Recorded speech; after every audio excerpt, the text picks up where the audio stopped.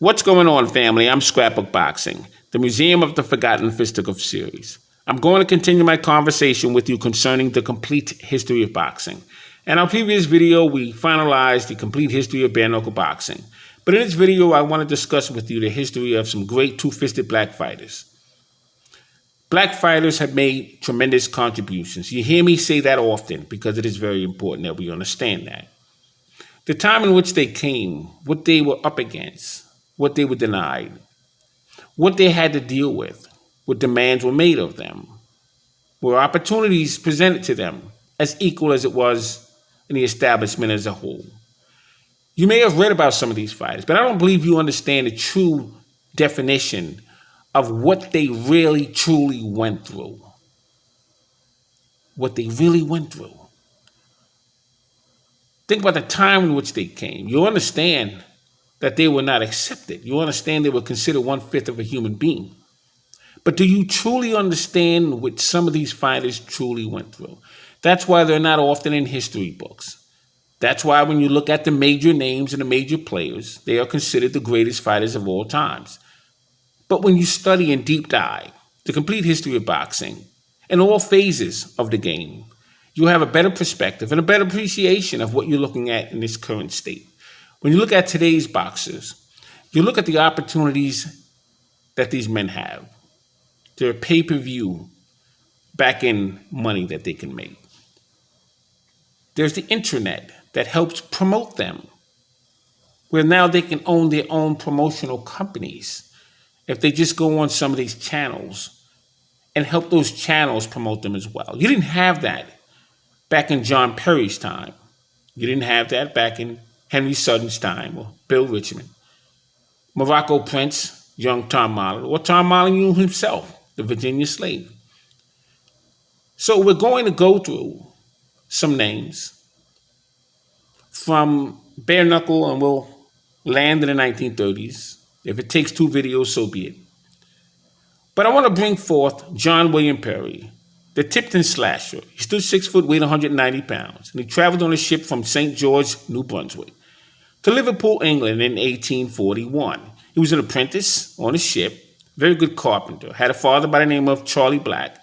He stood 6 foot, weighed 180 pounds himself. He traveled on a British ship. Now, John Perry has set off to London to find a former prize fighter named Johnny Broome, who drew recognition as a lightweight champion in England during his day.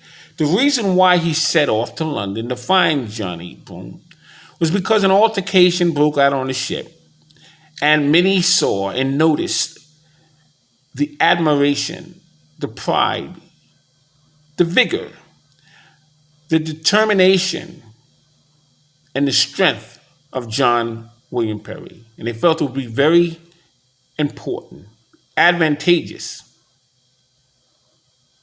He needed to go and find Johnny Broome of London. So he would find Johnny Broome. Johnny Broome and him would click, and they would connect. And Johnny Broome would eventually challenge Benjamin Count to a contest with John Perry. Benjamin Count would immediately price himself out, expecting a $50,000 side bet for John Perry to challenge him. Now, the reason why I started this conversation speaking about current boxing as a whole, is because pricing oneself out is not new. This has been going on from the beginning of time. But the difference between pricing oneself out yesteryear and pricing oneself out today, when you look at the monetary value, when you look at all the back-end money that can be made today, when you look at the value of the money comparison to the value of the money yesteryear and today, is a tremendous difference on the dollar value. So fighters today will get back-end money from pay-per-view sales. They have the internet to help back them up with those promotions. So they can now own their own promotional companies, go on various channels, and those various channels will argue among one another about who's the better fighter. Names will be called and everything else because that's the frame of mind of mankind. Ego. So you stir the pot and you let the machine work itself. Next thing you know, one man wants to kill another man online. I see this every single day. It's gamesmanship for views. But what they don't understand, they're pawns and they're slaves against the fighters that they so-called represent that doesn't care anything about them. And this is what boxing has always been. But it's now on a more global level because you have internet, because you have various platforms to watch this thing unfold. So these fighters today can afford to play these games. They can afford to price themselves out. And when fights are finally made, it's like the Super Bowl party will begin. These same quality men who are fighting today were the same two men who were fighting each other 20 times in the 1910s, 1920s, 1930s. There's no difference in quality. There's no difference in the value of those two men. The only difference is your ego, wanting to see such an event so desperately that you call out someone else who has the same right that you had to choose a fighter who they back. It's absolutely amazing. But when we talk about Benjamin Count and how he priced himself out, $50,000 side bet, which was unheard of during that time. But you have to understand, in the 1800s, it was usually a $5,000 side bet. Now, that was a lot of money, but that's what the going rate was. It secured the fact that they may get caught, go to jail. They had to bail themselves out. It was an opportunity for them to own land, property, things of value.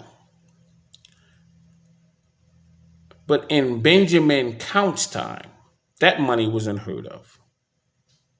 So there was no way that John Perry and Johnny Bloom would come up with that kind of money. Benjamin Count had priced himself out. Now, Benjamin Count was born in Hawksnell, Torquay. That's in England. He weighed 210 pounds and stood 6 foot 2.5 inches. He was a fighter who was very brute, very strong. He had a name for himself. He lost in 22 rounds to Bendigo. So Bendigo was another fighter who had a very big name during his time. But Benjamin Count acted as though it never happened. He pretended he didn't lose a fight. And that happens currently as well. But Benjamin Count wanted to keep his reputation going. So he pretended as though that fight with Bendigo never happened. And he went on about his business. Now, in 1845, he would face Bendigo again. He would lose to him in 93 rounds. It was a foul, a low blow that cost him that bout. He could live with that a little better. That one he owned up to. But John Perry wound up becoming an Australian heavyweight champion. So it's important that we understand stories like that because these stories are lost in the history books. Now, other names you had during that time of two-fisted black fighters were Joe Lashley. He was known as the African Black. You had Ned Myers and Jimmy Johnson, Jimmy the Black. Daniel the Black. His name was Daniel Knox. We'll talk about him in one moment. Because Daniel Knox, and I spoke about him, he was actually the first colored champion. Colored meaning that's the status that he had. On June 1st, 1842, Daniel Knox and Sam Briggs, both African Americans, had fought under the revised London prize ring rules in Hoboken, New Jersey for 18 minutes. 7 rounds were fought, and Knox won that particular bout. It was that bout that would recognize him as the colored champion. Now, Richard K. Fox had discovered Daniel Knox, and after noticing the battle royales all across the South, he realized that a market could be made when black fighters would meet one another because of the grit, because of the way these men fought, the size, the power. And he knew that would entertain the white establishment. So he came up with the colored division. Daniel Knox is the original member of the colored division. His name is not recognized in that conversation. But he was something else. Yet Edward Green, George Brown, was known as Young Molyneux. Robert Delaney, I talked about him. Stood 5'7", weighed 148 pounds. Was born in Baltimore, Maryland, 1840. He was among 7 brothers and 3 sisters. Had no education. Joined the circus. He was a sailor, but he would wind up fighting fighters such as Jim Clark, Bob Smith.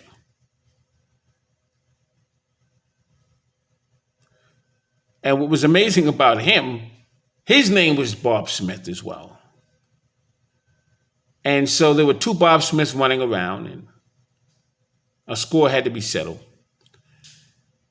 So Robert Delaney would change his name to Bob Smith, and it drew some controversy during that time. Controversy that is not in today's discussion about the time of Robert Delaney, who converted his name to Bob Smith. And there was another Bob Smith running around as well. You had Samuel Grant, the Indian darky. Edward C. Rollins, Old Starlight. There was young Richmond, the athlete. Bob Travers, the Black Wonder. Bob Smith, the Liver Pod darky. 1863 to 1866. Weighed 146 pounds. Stood 5'10".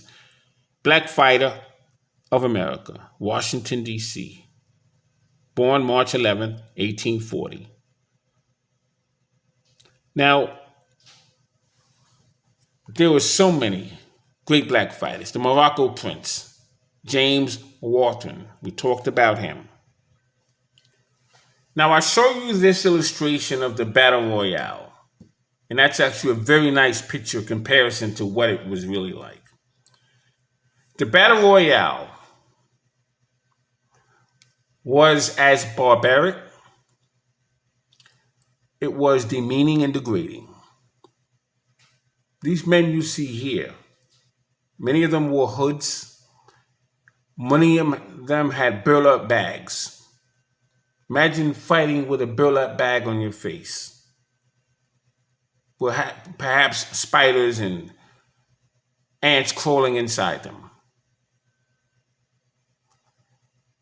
Many of them wore pig heads, where they would cut out the carving of the head of the pig and put that head on the pig, on the human head, and had to fight that way for the entertainment of the establishment.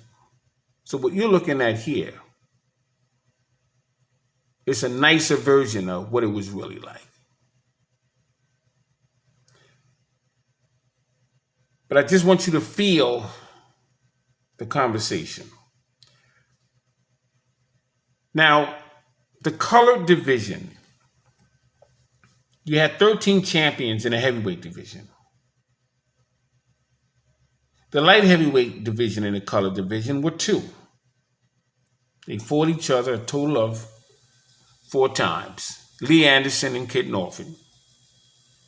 Between 1876 and 1942, there were 13 colored middleweight champions. The colored welterweight champions, you had four: Coco Kid, Charlie Burley. Coco Kid was a two-time colored welterweight champion. In fact, it was Coco Kid who would, in the third wave of Black Murderers Row, be the first fighter to win that title. 1936, he took on young Peter Jackson of the Pacific Coast. Young Peter Jackson had various titles before he challenged for the colored welterweight championship title. Coco Kid, Herbert Lewis Harper, would own that championship title. And the thing about Herbert Lewis Harper, he would become the first colored welterweight champion of the third wave Black Murderers Row and the last colored middleweight champion. He would defeat Holman Williams in 1943. And that went away because Henry Armstrong, who was the welterweight champion at that time, he would lose his title in 1940, October 4th to be exact, to Frizzy Zivit. So there were various reasons as to why championship titles would come into play. Obviously, it made money for the promoters, made money for the backers.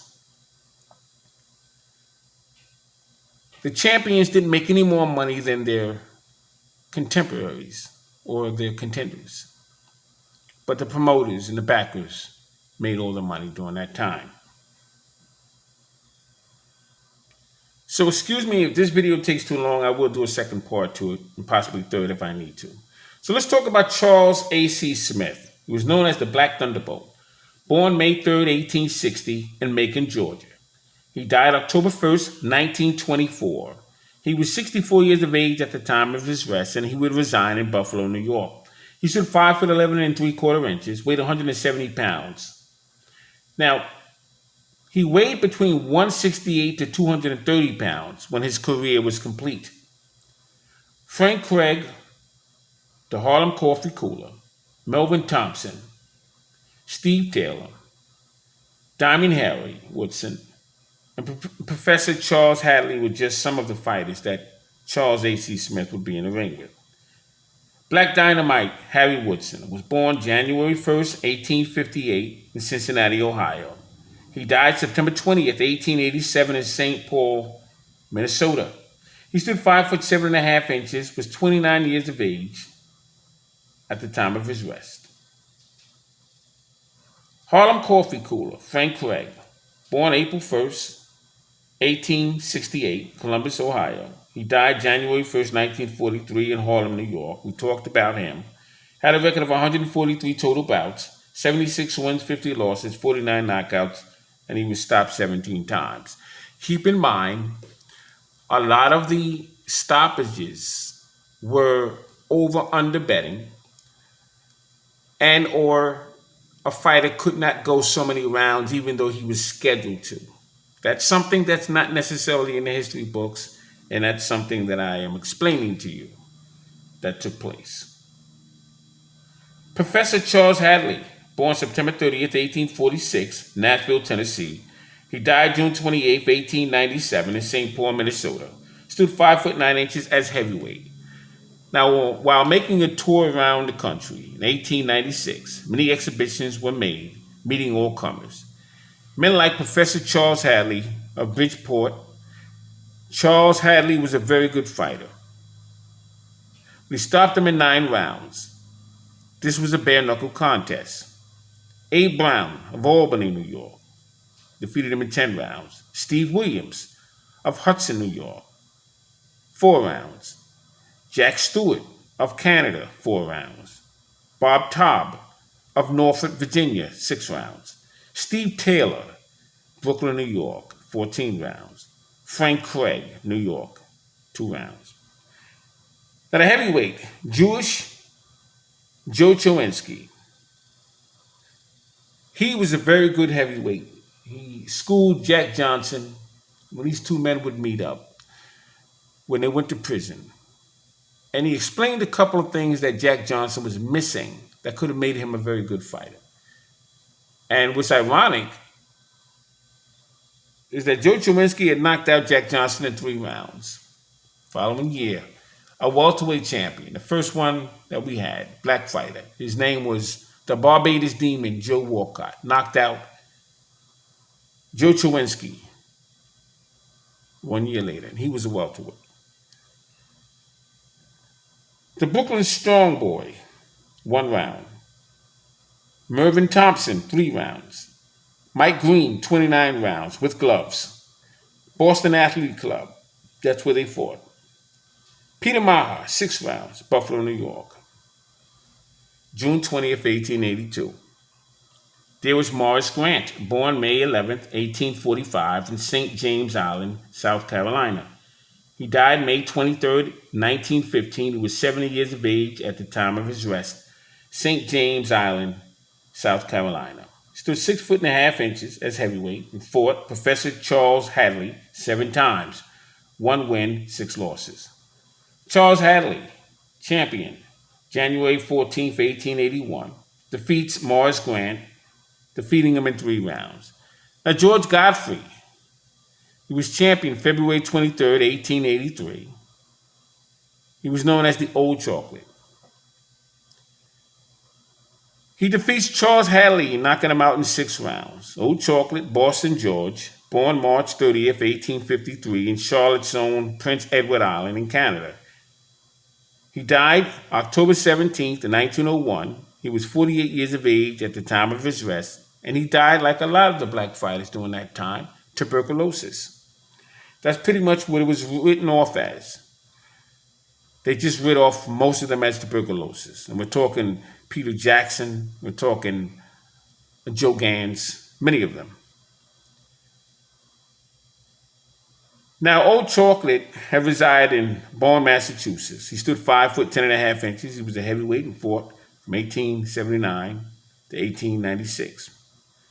The Black Prince Peter Jackson, born July 3rd, 1861, in U.S. Virgin Islands, St. Croix. He died July 13th, 1901 in Sydney, New South Wales, Australia. He was 40 years of age at the time of his arrest.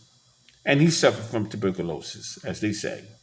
He stood 6'1.5", had a 77-inch reach. 78 round bouts. 42 wins, 5 losses, and 29 knockouts. He was stopped 3 times. Had 3 draws, from 1882 to 1899. He won 61 rounds in the famous bout with Gentleman Jim Corbett. And we talked about that in a prior video. In fact, look up that video with my conversation with you about Peter Jackson and Gentleman Jim Corbett. I take you through some articles about that fight. Now, Peter Jackson became the colored heavyweight champion August 24th, 1888, with a technical knockout in 19 rounds of George Godfrey. May 21st, 1891, he fought Jim Corbett, 61-round draw. May 30th, 1892, he knocked out Frank Slavin for the British version of the heavyweight championship belt. There was Bob Armstrong, the king of the Battle Royale. Born September 4th, 1873 in Rogersville, Tennessee. He died January 5th, 1933 in Washington District of Columbia. He was 59 years of age at the time of his arrest. He stood 6'4", had a 79-inch reach, had a total bout career of 33 bouts, 17 wins, 10 losses, 15 knockouts. He was stopped 5 times with 5 draws. Fought from 1894 to 1904. He was a sparring partner of Tom Sharkey, the Sailor Man, Ruby Rob Fitzsimmons, Jim Jeffries, the Boiler Maker. He fought Black Fitzsimmons, Kid Monday, stopped him in 1 round. June 10th, 1903, Denver Ed Martin, 3 times. 1 win, 1 loss, 1 draw. Fought Charlie Strong for the vacant colored heavyweight championship title, vacated by Peter Jackson himself, who was stopped George Godfrey in 19 rounds. Frank Charles, the crafty Texan, was born July 17th, 1867 in Texas. He died Chicago, Illinois, 1934. He was 66 years of age at the time of his arrest. He stood 5'9.5" as heavyweight. Fought from 1892 to 1911. Had a total bout career of 60 contests, 42 wins, 8 losses, 25 knockouts. He was stopped twice and had 8 draws. Defeated George Byers, 1 win, 1 loss. Chicago's Jack Johnson, Dan Creedon, Joe Walcott, Joe Chowinski. Was defeated by Jack Johnson, Tom Stockton, Denver Ed Martin, Charlie Strong, Bob Armstrong, Klondike Haynes, George Gant. He even faced George LeBlanc and Joe Butler. Joe Butler was from Philadelphia. George LeBlanc was the famous fighter with the pelvic punch. He would actually be in the ring with nonpareil Jack Dempsey. And he would knock out Jack Dempsey with that pelvic punch, which was illegal. And the contest was reversed. They would eventually have a rematch. But that was some time as well. January 29th, 1898, he knocked out Bob Armstrong in 2 rounds. George Byers, born June 25th, 1872, and he would die April 10th, 1937. He was 64 years of age at the time of his arrest. And that would be in Charleston Town, Prince Edward Island, Canada, and he was out in Boston. 5'8.5" as middleweight. He had a record of 50 total bouts, 20 wins, 7 losses, 14 knockouts. He was stopped 4 times with 20 draws. He drew 6 rounds with Frank Charles, March 16, 1900, to unify the black and colored heavyweight championship titles. Jack Root, January 18, 1901. Byers was down 5 times in 7 rounds. Now, I just want to mention something to you for one moment. When George Byers faced Frank Charles, March 16th, 1900,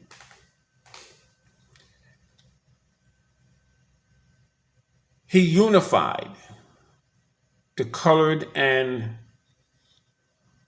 the black heavyweight championship belt. George Byers was a middleweight. So was Frank Charles. Now, and they would win the colored heavyweight championship titles. When you look at John O'Sullivan and Gentleman Jim Corbett, they fought each other in 1892, New Orleans Carnival of Champions, September 7th to be exact. And it was for the World Heavyweight Championship title. John O'Sullivan would end his reign as the America's bare knuckle champion. Had he defeated Gentleman Jim Corbett, he would have been a champion of the bare knuckle champion and the glove champion. But he didn't do that. He had that opportunity when he was challenged, not by George Godfrey, but by Peter Jackson, because that was going to be a glove match.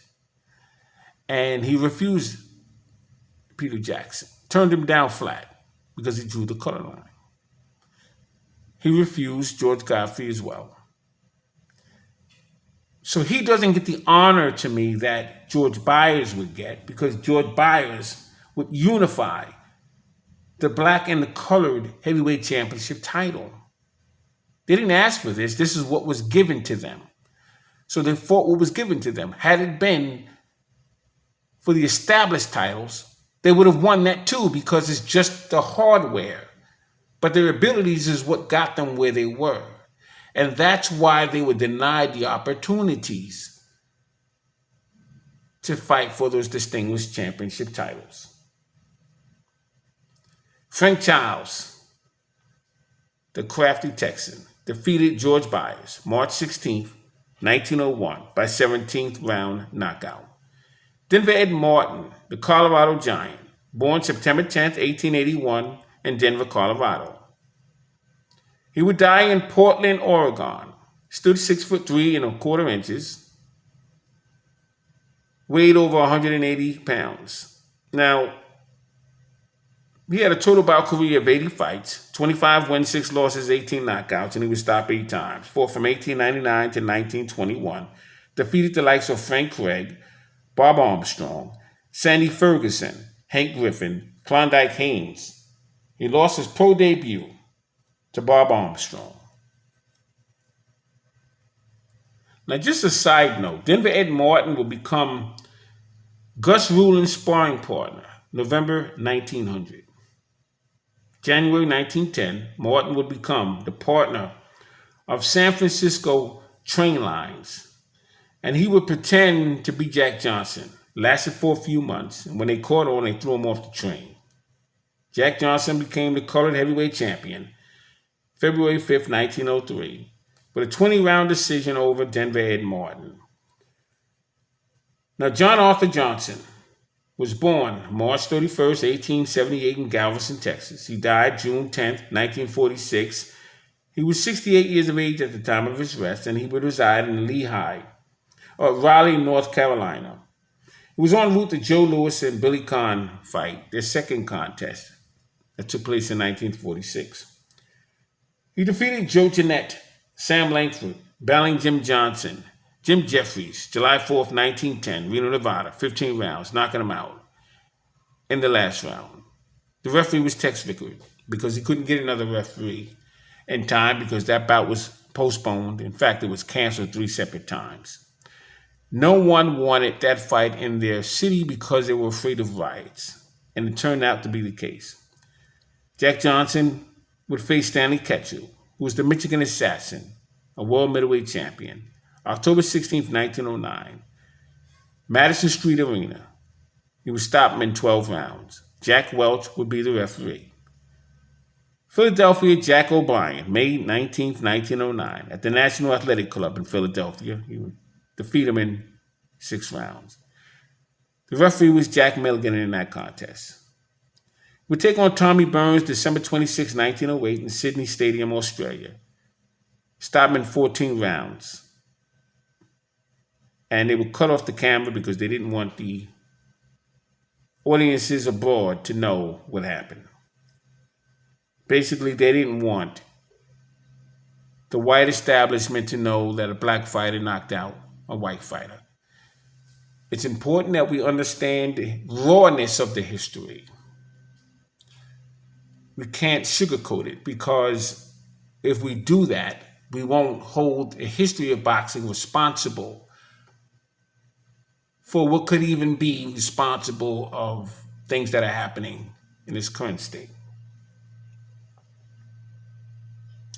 So Jack Johnson would take on Sam McVeigh, Black Bill, Joe Grimm, Young Peter Jackson, Frank Childs, Marvin Hart, Jack Jeffries, who was the brother of Jim Jeffries, Joe Butler, Sandy Ferguson, George Gardner, who was a former light heavyweight champion, Hank Griffin, and Peter Felix.